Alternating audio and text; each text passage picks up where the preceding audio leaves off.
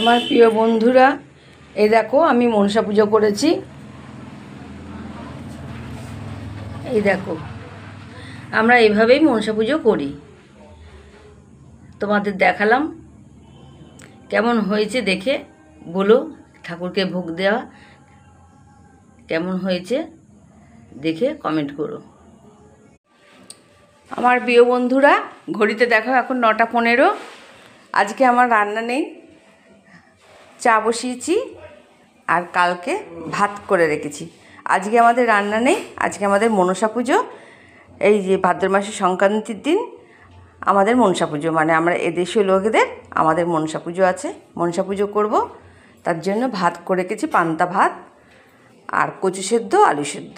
এই আমাদের মনসা ঠাকুরকে দিতে হয় আর করতে হয়, তাই ভাত করে রেখেছি, কচু সেদ্ধ আলু সেদ্ধ করে রেখেছি। তাই আজকে আর রান্না নেই, আর ঠাকুরের পুজো দেওয়া হয়ে গেছে। এবার নিচে এলাম, একটু চা খাবো, তারপর দোকান যাব। দোকান থেকে এসে মনসা ঠাকুরকে ফুল টুল দেবো, পান্তা ভাত দেবো, এইসব দেবো। তখন তোমাদের আবার শেয়ার করব। আসি।